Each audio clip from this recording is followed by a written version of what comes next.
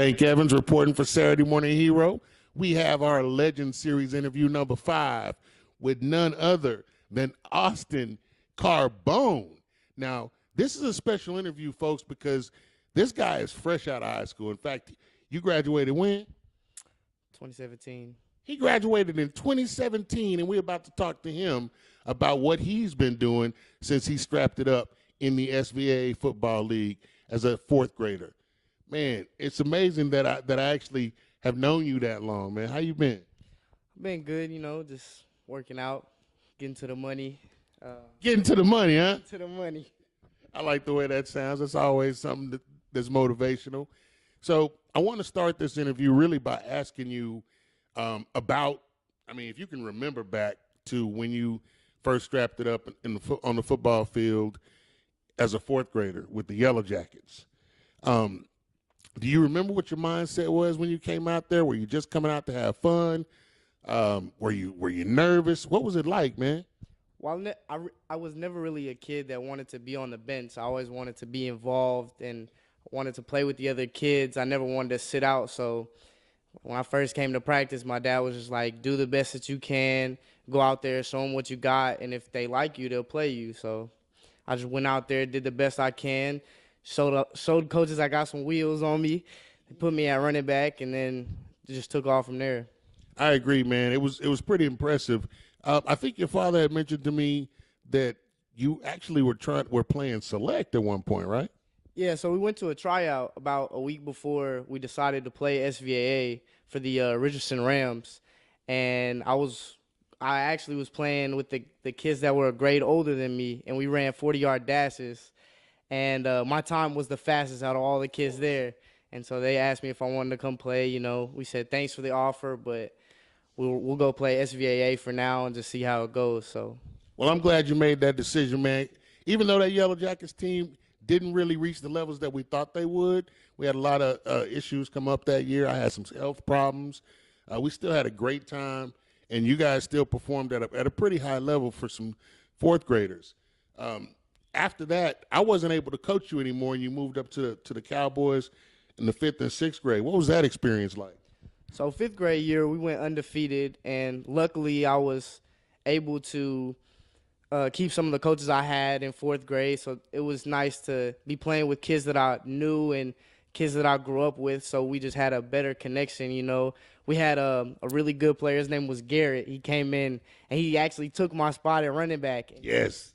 He was the best 5th grade football player I ever met. And to this day, I'm happy that he took my spot because he made me work harder. He was incredible, didn't he? I think he went to Dallas Christian or someplace. He was pretty incredible. You were actually being coached by essentially my brothers. I got one real brother, Glenn Roberts, but Demetric Roberts and Aaron Tiny Roberts. I've been around those guys since I was knee high to a grasshopper. So you played your SVA football. You ran some track. Tell us about the experience that you had. I believe it was during the summertime where you were in a major track meet, man. What happened with that? So every summer we would have different track meets, and it would be it's like the summer league where all the kids from ages 4 and up to about 18 years old can all just go and just compete against each other. And so it was really good. One year I got started because a lot of the coaches were telling me hey, you could be really good if you took it seriously. So one summer we went out, we started training with these coaches. We ended up going all the way to the Junior Olympics, and that's really when I found out that I could be something special. So, yeah, your father posted some of those videos, man, and those pictures, and I couldn't help but feel like I was right there with you, bro. Because I'm telling you, I've seen you at what I felt like may have been your worst moment playing with pads on, even though you were 9 years old. We used to talk about when the ball goes away from you, you got to stay home. And in that playoff game against the Vikings, your 4th grade year, we got a tight game going, man, and the ball went away from you, and you went running, looking around like a chicken with his head cut off. The reverse comes back your way, and the rest is history. But you learn from that experience, and I'm proud of you for learning from that experience, man. It was awesome. So you ran your Junior Olympics track. You had a lot of success there. and then you transition from the middle school ranks to high school. What was it like when you finally found out you were going to be on the varsity level, bro? So, 10th grade year, my sophomore year in high school, we had a new coach. His name was Coach Cody Alexander. He came over. He was an intern at Baylor, and he was a really good coach. He came in and started coaching the DBs, and I didn't think I was going to be on varsity at all that year. So, and this was my sophomore year, and so I had a number picked out, number 21, JV. I was ready to go, and the first week that we started practice, Coach Alexander came up to me. He was like, I'm vouching for you to play on varsity as a sophomore. He said, I'm going to go talk to the other coaches about it, but I think you can help us on special teams. I think you might be able to get some playing time at DB, so I'm going to see what we can do. And, I just worked as hard as I possibly could on the practice field, made sure that there was no reason I couldn't play because of grades or anything. And then I ended up 4 games left in the season. I ended up starting at corner those last 4 games. And I had a great game against Highland Park. Stood out. I got faded up a couple times by Richardson. Sure. You learn from it, and it was just a really good experience that kind of set me up for the rest of my high school career. I got to ask you. Now, the last 4 games of the season, you get moved up to varsity as a sophomore. Tell the people at home what your measurables were. Well, on paper, they had to boost me up. So on paper, I was 5'9", 155. But realistically, I was probably 5'7", 140. Boom. So that's what we're talking about tonight, guys. You young athletes, you young student athletes who are watching these videos, this is what can happen in the Richardson community if you just take care of your business in the classroom and perform on the field. You don't have to be the greatest player out there, but just every opportunity you get, you got to try to make something happen in a positive way. Am I right? Yes, sir. Already. Now, you did mention grades, and something really cool happened your senior year. You got an opportunity to go and be a multi-sport athlete at an Ivy League university. Tell us about that, man. So my whole high school career, really, my family, both of my brothers have always had good grades, and so they always pushed for me to have better grades. And I knew that if I didn't have the grades to play, I wasn't going to play. My dad always told me grades come first, playing comes second. So I just had to keep that up. And then I think it was about midway through junior year, me and my dad just sat down and we sent out a big email with all my measurables, my grades and stuff like that. And the first schools to actually hit me back were the Ivy League schools. And they said, we love the way you play, but most importantly, your grades look good. We think we'll be able to get you into this school. And so it was a great opportunity. So at first, coming from Richardson, I didn't think I was going to like it. Sure. I'd go up there, take a visit, like my dad asked me to, and then it just took off from there. I really enjoyed the people up there. I liked the program that they had going. They already have a history of winning, so I just wanted to be a part of that. So did you have any specific requirements that you had to meet to get in there, man? Like SAT scores, ACT scores? What was that about? What was that like? So my ACT was actually really bad, but my SAT and my GPA were pretty good. So I think most of the time Ivy League schools, just an estimation, want you to be around a 1200 on the SAT and have like a 3.4 GPA and higher. But it really just depends on the school and how good you really are. Well, tell us about how good you really are, man. Because you got to suit up and play as a freshman on the football field.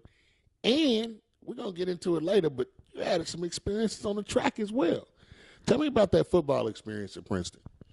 So my first year, really, I was excited going in. I didn't think I was going to get any playing time whatsoever. Like any other freshman, being my size, like probably 5'8" now, 150 about. I didn't think I was going to get any playing time, but I talked to the coaches. They ended up moving me from a defensive back to a receiver, and that was a good transition. It was tough because offense and college offense, they move quick, you know. Complex. Yes, sir.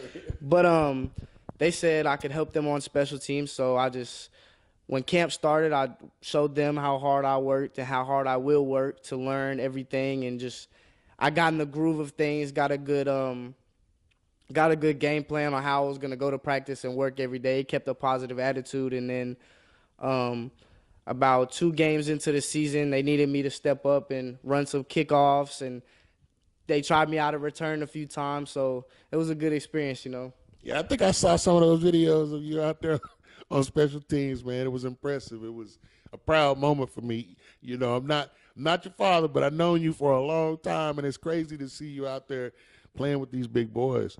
Um, that football season experience. I mean, I know you've had in your youth days, you had a lot of winning seasons. Your high school career, you know, they weren't necessarily super successful. A lot of subpar seasons as teams. What was the outcome of the season like for you at Princeton? I mean, coming from Richardson, being rather multicultural, did you have any issues with maybe teammates that kind of stressed on you a little bit? I mean, being in that kind of environment was very different for me, so I had to definitely get used to it. But especially like coaching wise, coming from Berkner and then going to Princeton, where everything is just strict, fast, like and it's a lot to handle. But I knew going in that it was nothing that I couldn't handle. So I knew that being at Princeton, like, it was gonna be worthwhile me being there. So I just needed to do the best I can. And like when times got hard, you know, when I first got there, I made some good friends that were similar to the way I am, and Yes. That's important. I had a good personality. It was easy to talk to, and so I just surrounded myself with good people that would help me get through the year. And Man, I asked that question because it's really hard. I remember when I transitioned from high school to college, I asked that question because it's really hard making that transition, especially when you're not surrounded by a bunch of your former classmates. So I'm glad you were able to make it through that. So I got to see, you know, all the postings. I never got to make the trip, but I saw the postings about the football season, and then all of a sudden, track season comes around. And boy, we saw some incredible footage of meets that your father posted, and you know, some of the achievements that you guys made as a team. Tell us about that track season, brother, because that was pretty impressive. so about midway through football season, I actually like tweaked my hamstring a little bit. So in track, we do both indoor and outdoor seasons, and I was never really used to like doing indoor stuff because I'm not really an explosive guy. Like, I'd rather do like, you know, 200 meters, you know, take some time. Get going. Yeah. And so I guess just the indoor season was kind of rough for me because I was still battling with my hamstring from football season. But then I got a little break going from indoor to outdoor, and the first track meet of the season over spring break went down to Florida. And I always told the coaches, like, I run better when it's warm. I got to be in a warm area. And we go down to Florida, and I run 10.6, and our 4x1 is doing great. We didn't finish. We didn't finish because our last leg took off early. But that was the first time they really got to see me run, and I showed them what I could do. So as the season went on, we changed up the order on our 4x1, and we ended up going down to Texas just for a regular meet. We broke the school record at Texas, and we ended up, I think it was 40.05, and I ran third leg, and we just had one of the best races that the people in the Ivy League have ever seen. So it's kind of like we made history. And so after that, we were hoping that we could somehow make it into regionals, try to get into the NCAA regionals, and nobody up north thought that we could do it just because we were another Ivy League school, you know. Well, who's Princeton, right? And so the last qualifying meet, we run 39.98, break the school record again, and just crush it. And then we end up having a chance to go down to University of South Florida to compete at the NCAA regional track meet. So That's incredible. That's incredible. Now, I do follow you on Twitter, and I also follow Princeton Track. So I see some of the tweets that come out. And I saw this one particular tweet after your final meet, I think, of the season. And I think it says something like, it was from you. It says something like, I'm never going to feel this way again. I didn't understand what you was tweeting about, but I knew it was something pretty powerful, pretty emotional for you. Tell the people at home what was going on with you at that point. So I've never been the kind of person that likes to lose, and you know that. Well, I know. Face be red. And so, you know, when I at NCAA regionals, we didn't get to stick around, so we ended up not finishing. And you know, I knew like going into the meet, we were gonna go against Louisiana State University, Florida State University, all the Division I schools that everybody was worried about. And I went into that meet not worried about them. Cause I wanted to go out there, and I said, if I'm here, I can run with these guys, you know. Okay. And so we ended up not finishing, and I just looked down at myself, and I told myself, I'm not gonna feel this way again. I got 3 more years left in college, and every year I'm trying to get better, go to nationals, you know, compete with the best of the best, and that's my mindset going into the future. So it was really a tweet about what I know about you, which is you got the heart of a lion. So it was really one of those tweets like, not again, it's never happening again. So I'm going to be honest with you. When I saw the tweet, I felt that tweet. And I believe you. I know you're going to do everything you can do.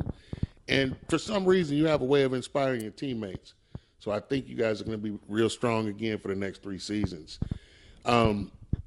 Looking back on your experiences as a youth athlete to now, what are some of the biggest things you learned starting out in the game of football? You know, we focus our coverage with SVAA on the Tackle Football League. They really want us covering that particular part of their program. Were there any things that you learned in those 3 years that you played SVAA tackle football that you carry with you to this day? Well, definitely the first thing is grades come first, always. The next thing is stay home. Don't. Ball goes away from you. Stay home. I remember coming up, Coach Tiny used to always be the one coaching me, and he used to tell me, you know, catch with your hands, not your body. Get the hands out in front of you, you know, just like they teach now. I guess the main thing that I learned from SVA football was like, because I never had the ability to go to private schools and stuff like that. I was always a big public school guy. And so not playing select football and playing SVA was like, okay, I'm going to go play SVA because I have to get out the mud. Like, that's what I have to do. I have to work hard so people can recognize me, what I'm doing in this league. And it can just, people keep, you know, noticing what I'm doing, and I keep getting better. And that's what I want people to realize, is that no matter where you are or what you're doing, you just have to work hard. You have to want to be the best person at everything you do, and that's how you're going to succeed. That's how you're going to. Well, Austin, I'm going to tell you, brother, those are big words coming from a young man. You got a long way to go in life, but I'm looking forward to seeing as much of it as I can. Mark Tank Evans, reporting for Saturday Morning Hero.